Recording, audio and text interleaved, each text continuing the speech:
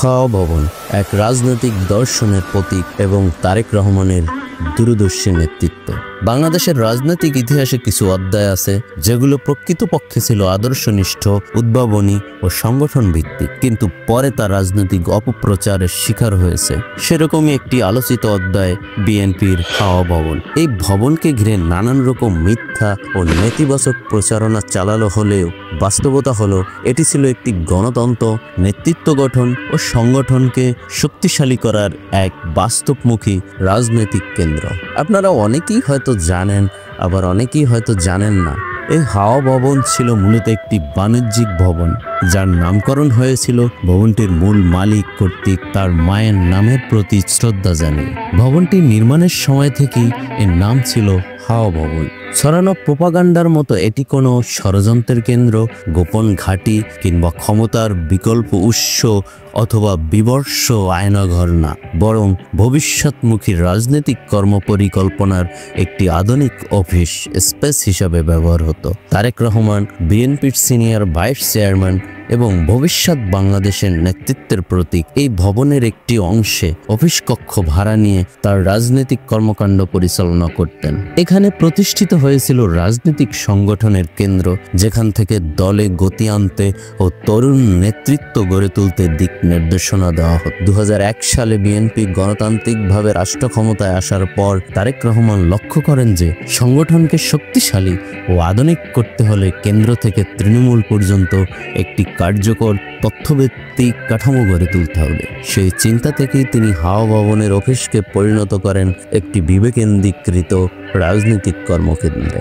যেখানে সংগঠনের প্রতিটি স্তরে গতিশীলতা, দক্ষতা এবং আদর্শিক মেধা নিশ্চিত করার কাজ শুরু হয়। এই ভবন থেকেই তিনি শুরু করেন কেন্দ্র থেকে ওয়ার্ড পর্যায় পর্যন্ত নেতাকর্মীদের ডিজিটাল ডেটাবেস তৈরির কাজ, যা দেশের ইতিহাসে একটি নতুন রাজনৈতিক কৌশল হিসেবে বিবেচিত হয়। হাওয়া ভবনে শুধু রাজনীতিক নয়, সমাজের বিভিন্ন পেশার মেধাবী ও সচেতন মানুষজনেরও যাতায়াত ছিল।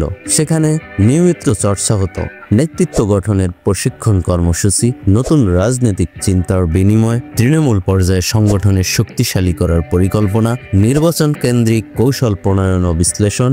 এই ভবনের পরিবেশ ছিল অত্যন্ত শৃঙ্খল, কর্মবান্ধব এবং গণমুখী। তারেক রহমান চেয়েছিলেন যুগের সাথে তাল মিলিয়ে নেতৃত্ব হবে আদর্শিক, মেধা নির্ভর এবং কর্মী বান্ধব। তাই হাওয়া ভবনকে তিনি পরিণত করেন একটি রাজনৈতিক ল্যাবরেটরিতে, যেখানে গবেষণা হতো বাংলাদেশের সামাজিক বাস্তবতা, উন্নয়ন পরিকল্পনা ও নেতৃত্ব গঠনের কৌশল নিয়ে। তবে দুর্ভাগ্যজনকভাবে আওয়ামী লীগের মতো হীনমনা রাজনৈতিক প্রতিপক্ষ ও সরকার নিয়ন্ত্রিত প্রচার মাধ্যমগুলো উদ্দেশ্যপ্রণোদিতভাবে হাওয়া ভবনকে ঘিরে ষড়যন্ত্র, দুর্নীতি ও অনৈতিকতার প্রতীক হিসাবে উপস্থাপন করতে সচেষ্ট হয়। কিন্তু এসবের পিছনে ছিল একটাই উদ্দেশ্য, তারেক রহমানের জনপ্রিয়তা ও বিএনপির সাংগঠনিক অগ্রগতিকে ব্যাহত করা। বাস্তবে হাওয়া ভবন ছিল নতুন ধরনের রাজনৈতিক সংগঠনের সূচনা, যেখানে আধুনিক প্রযুক্তির ব্যবহার, দ্রুত সিদ্ধান্ত গ্রহণ এবং যুব সমাজের অংশগ্রহণ ছিল মূল চালিকা শক্তি। পরিশেষে বলা যায়, হাওয়া ভবন হয়ে উঠেছিল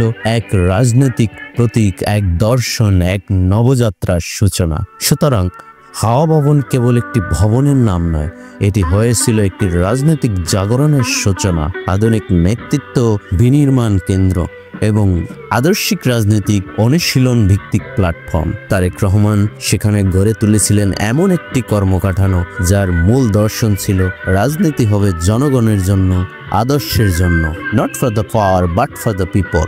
আজ বাংলাদেশের রাজনীতি ও সরকার ব্যবস্থা যখন চরম গণতন্ত্রহীনতা এবং নেতৃত্ব শূন্যতার মুখোমুখি, তখন তারেক রহমানের মতো মেধাবী সংগঠন, আদর্শনিষ্ঠ ও প্রগতিশীল নেতার প্রয়োজন আগের যে কোনো সময়ের চেয়ে বেশি। এবং প্রকৃতপক্ষে হাওয়া ভবনের প্রকৃত ইতিহাস, বাস্তবতা নতুন প্রজন্মের কাছে তুলে ধরাটা এখন সময়ের দাবি।